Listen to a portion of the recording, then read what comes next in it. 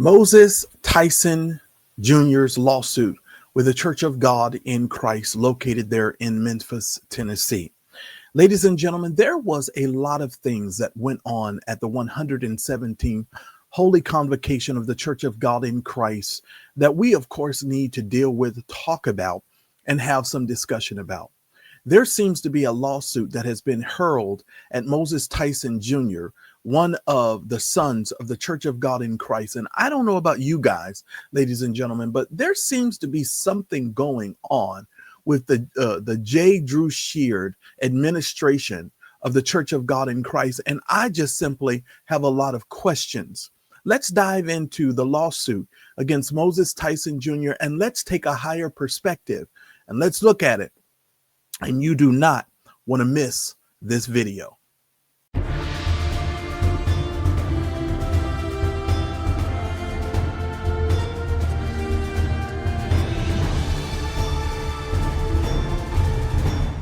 Hello, everybody. Welcome back to the Mad Church Disease channel. I'm so very grateful that you are here with me sharing this time. Moses Tyson Jr., a musician, a world-renowned musician with the Church of God in Christ, seems to be embattled and enthroned by a retaliatory administration, in my opinion, over at the Church of God in Christ. Now, those of us who have gone to some of the jurisdictional meetings and some of those of us who have been privy to some of the behind the scenes conversations are somewhat shocked at the nature of this lawsuit that has been hurled against Moses Tyson Jr.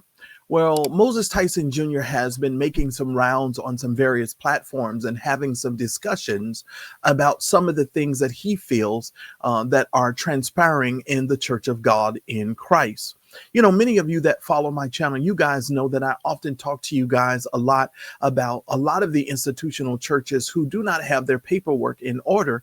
And you would be really surprised at so many churches and so many pastors who find themselves enthroned in a legal battle, whether it is with a denomination, sometimes within their own congregations, because they don't necessarily have their bylaws and have their paperwork in order. And so it seems to me, ladies and gentlemen, that as it relates to Moses Tyson Jr., there seems to be a lot of misinformation, and there also seems to be in my opinion, a retaliatory attack on Moses for simply speaking out. I've often told you guys over here that you're having church, but everyone else is doing business. I want to show you a couple of clips and just understand the language of these clips have changed. And some of the wording that has been used by certain individuals who are being interviewed by the news media has changed as well. You will notice, ladies and gentlemen, that Moses Tyson went on some vlogging platforms and began to speak out about some things that he had seen and heard and experienced over the years. And he got attacked for it. Shout out to the vloggers who are highlighting these things and speaking about it. Primarily, let me shout out the Juice Radio and Talk Show, Regina over there, for being featured. Let me go ahead and give you guys some understanding of what's going on, and let's dive a little bit deeper into this topic. Church headquartered in Memphis is waging a legal fight in the city where it was founded more than 100 years ago. The Church of God in Christ is accusing a gospel musician of a smear campaign, and now the church has slapped the artist with a $500,000 defamation lawsuit. Now, for copyright reasons, ladies and gentlemen, we will stop and start this video because this is, of course, giving commentary. And so we want to make sure that we stay within those guidelines as well. But I want to go ahead and let you guys hear this particular news clip and what was actually said. Darcy, gospel musician Moses Tyson Jr. has apparently been telling radio and internet hosts that the church is committing fraud and seizing church properties they don't own. Meanwhile, the church's legal counsel says that they're suing to protect a reputation and brand that the church has been building for more than a century, but Tyson is actively tearing down.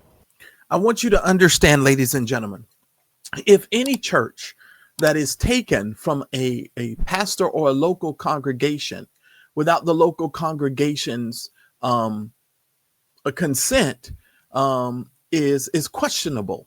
Understand something. Every church has its own bylaws and its own information normally set up with the Secretary of State and some other legal entities. If a denomination normally comes and tries to take over a church, it is typical because they own that particular property. They own it, which means not only do they own it, but they have funded it and they have given financial resources to enable the church to exist and be. Anytime a church usurps the authority of the local congregation and the people within that congregation, that is when problems are most certainly going to arise. And I just have a sneaky suspicion here that there are some pastors and some preachers who have been put in some positions that might be a little questionable. And it has a brand, it has a reputation, it has a good reputation, a one that they've worked over 125 years to build. And that someone just can't come and rip apart that reputation because they don't like something they've seen and broadcast that and work actively to hurt them. And so we had to sue. COGIC's attorney, Taurus Bailey, says the church filed their defamation suit 13 days ago, naming Moses Tyson Jr. Most recently, they asked for a temporary restraining order because Tyson continues appearing on radio and talk shows making accusations. I've seen a few churches be illegally taken. And when you say illegally taken, what does that mean? Pastors illegally removed. I've seen where the denomination tried to take local church properties that they Understand something, ladies and gentlemen.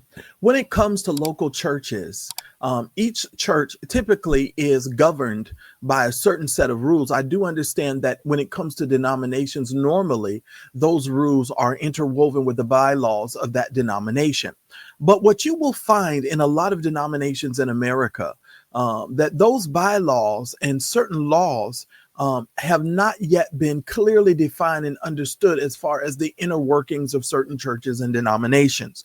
I, of course, as someone who sits on the board of nonprofits as well as churches, I will simply tell you that a lot of this stuff becomes quite problematic when you actually start to look at the paperwork, because you will discover that a lot of these things are not actually done in a manner, first of all, that's legal.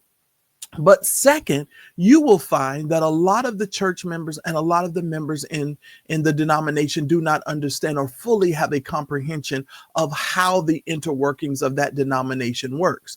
And so when it comes to setting up pastors, when it comes to putting down pastors, when it comes to establishing a line of succession, you will find that it becomes very difficult.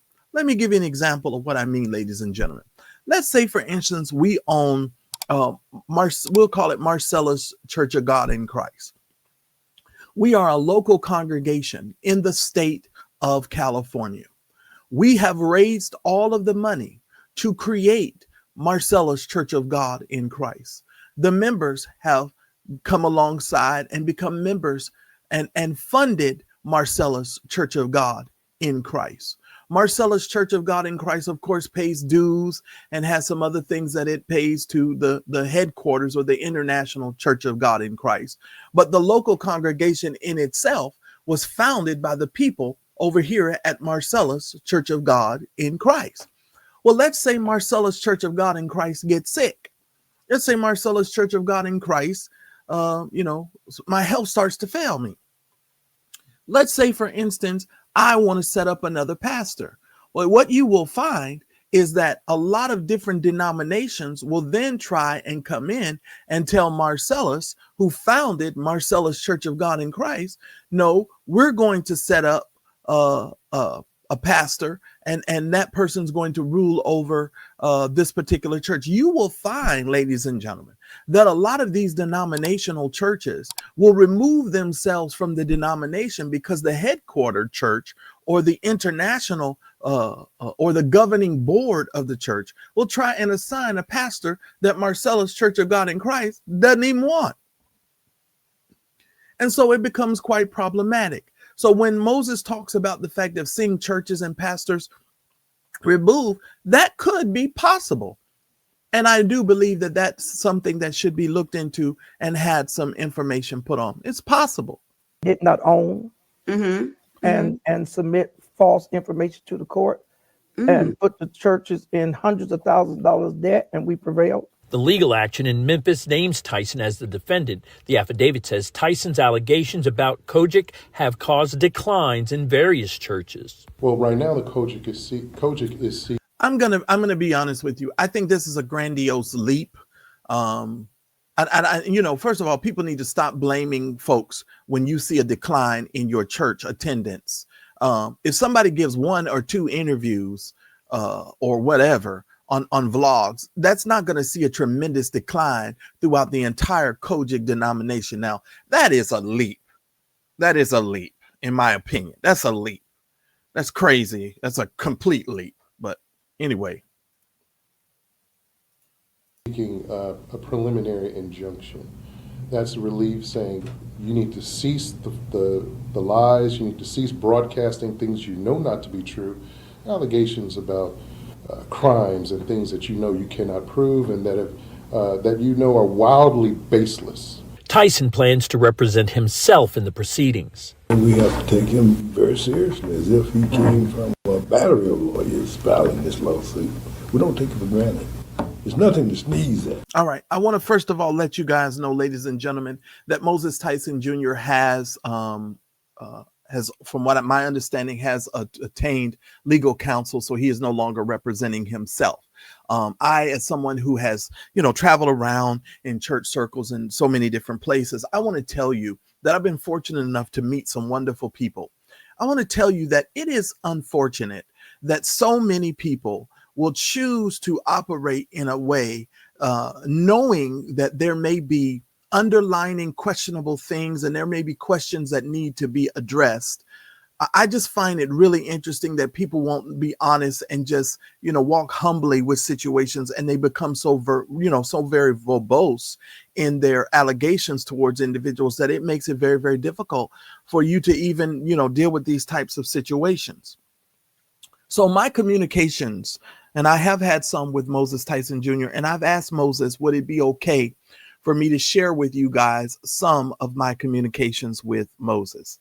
And so I want to bring this text message up that Moses and I shared. And I just want to go through this with you just so that you understand. It says, "Dear Brother Marcellus, thank you so much for what you do to enlighten our people with much information needed in various areas of our people's everyday lives. I look forward in your help to enlighten ministries in the need for our people to know their legal rights as it pertains to their local church operations. Unless voted on by the local body differently, a local church is self-governed by its pastor/CEO, board of directors, and other officers and the local membership. No third-party relationships can override the authority of the registered officials named in the Secretary of State's paperwork. We need to stress the importance of transparency, rules of succession, and again, knowing and establishing proper bylaws. Remember, I told y'all that's very important. So its governance and operations are clearly understood. The people should know their rights and information as it relates to deeds, bank accounts, etc. I look forward to having forms related to these matters. I harbor no malice against anyone, but I am determined to follow my God-given directives, encouraging our people to get understanding as it relates to the business of our local church ministries, thereby minimizing unfortunate abuses that often occur. For the most part, our local churches are self-financed, not financed by third-party denominations, unlike other church organizations, i.e. the Catholic Church. Therefore, no third parties have the legal right to govern or take control of self-funded and managed local church organizations." End quote. And as I said, ladies and gentlemen, that is a very crucial part of understanding the inner workings of the governance of the institutions of some of the churches and business organizations that have been established. I want to just reiterate something for you guys, and I've often told you guys this, and you all need to understand this and get it through your minds. When the Greeks got the gospel, they turned it into a philosophy. When the Romans got it, they turned it into a government. When the Europeans got it, they turned it into a culture. But when the Americans got it, we turned it into a business. It is the business of church that is causing so many people so much drama and trouble, and we need to understand it. You're having church, but everybody else is doing business. Ladies and gentlemen, they also went and did a second news report. So understand something. There has been a slew of news reports coming out about Moses. Moses, as far as I've known for years, has an impeccable reputation. He's not somebody that, just spreads misinformation, but I wanted you all to hear the language and the shift in information as it is presented in this second news clip. COGIC is suing Moses Tyson Jr. for defamation. He's accused the church of a lot of things, including removing pastors and then stealing their churches and property. COGIC's attorneys say church leaders follow all of the organization's rules and bylaws and have done nothing wrong. And now the church is looking to federal law to curb Tyson's comments. Now, notice it says the organization follows all of its bylaws. Understand something. That may be a situation that could cause some trouble later, because churches, individual churches, normally have their own set of bylaws. So you've got this one church organization that you may be a part of that has its bylaws, but as a local congregation, guess what? Some of you guys have your own bylaws too. Interesting. So this is going to be an interesting situation. Let us continue. Comments. And I cut my first record with my cousin Sly Stone. 64-year-old gospel musician Moses Tyson Jr. on the Juice Radio talk show on the official King Jives YouTube channel, taking COGIC, the largest black Pentecostal church in the world, headquartered in Memphis, to task. I've seen a few. And just understand that within itself is a David and Goliath type situation, ladies and gentlemen. Churches be illegally taken. And when you say illegally taken, what does that mean? Pastors illegally removed. Tyson's been on a tear online and on social media. I want you guys to listen at the words they use. Has been on a tear.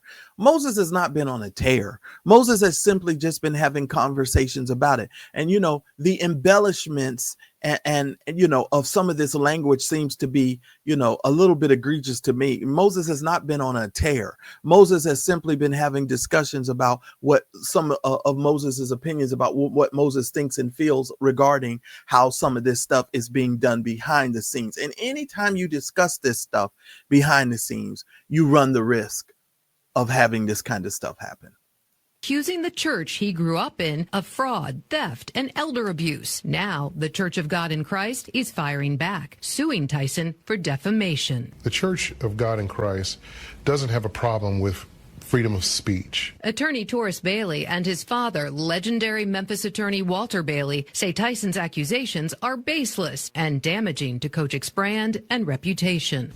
Well, we're going to see whether or not it is baseless. Because as I've said to you all, ladies and gentlemen, a lot of churches do not have the proper paperwork, and they have not put themselves in the best position as it relates to ensuring the fact that they are in the proper order. I'll just put it that way. Reckless falsehoods and untruths, lies, things that are labeled as criminal in nature without any proof at all, just because of a personal opinion. The lawsuit filed in federal court seeks $500,000 in damages. Attorney Bailey says a lower court already issued a temporary restraining order to. I want you all to understand something. This is actually going to federal court, and I do believe that there might have been some nuance as far as who's taking someone to federal court. I believe that it might have switched because they did have a local situation, but now this has been turned over to the federal court. So this is going to be an interesting situation. Restrict Tyson's comments. Hopefully, though, that at some point he will find his way and back off. Tyson remains undeterred, playing David to COGIC's Goliath. I told the general counsel, if you believe I've done the things you said, file that lawsuit. I don't say anything I can't back up with documentation, videotape, or court records. Wow. Well, Mr. Tyson. Well, I want you guys to understand That is also going to be put to the test, and making sure that you have your paperwork in order is very important as well. And so it's going to be interesting to see what happens. And you guys know that Mad Church Disease is most certainly going to be on the case. But Moses actually responded, and I want you to hear the language that Moses used when he responded to this. And sent me a statement tonight quoting Ephesians 5:11-13, have nothing to do with the fruitless deeds of darkness, but rather expose them. He goes on to say, I believe there have long been deeds of darkness being committed by COGIC leaders, which I have felt called to expose. The fact that COGIC has tried to silence me with a defamation lawsuit instead of coming clean about what I have alleged going on inside of it shows that COGIC might very well have something to hide. All right, ladies and gentlemen, and therefore we now have a lawsuit against Moses Tyson Jr. of the Church of God in Christ. I don't know, ladies and gentlemen, how you feel about it, but I definitely feel like we as a church and as a body of believers need to understand the inner workings of the institutional church. You're having church, but everybody else is doing business. And so it's important for us to learn, to grow, and to understand what is being done. And therefore, ladies and gentlemen, we need to address those things, deal with those things. And it's just something that we need to, of course, address. And so I want you all to understand, I am going to actually be going over these court documents here on the Mad Church Disease channel. So you're going to want to hit the like and subscribe button, and you're definitely going to want to follow up, because I promise you, I am not going to let this situation go without my magnifying glass being on it. And we are definitely going to get to the bottom of it, because it is most certainly necessary in order for us to understand the inner workings of the institutional church. And we need to understand what is being done to other brothers and sisters in Christ when they sound the alarm.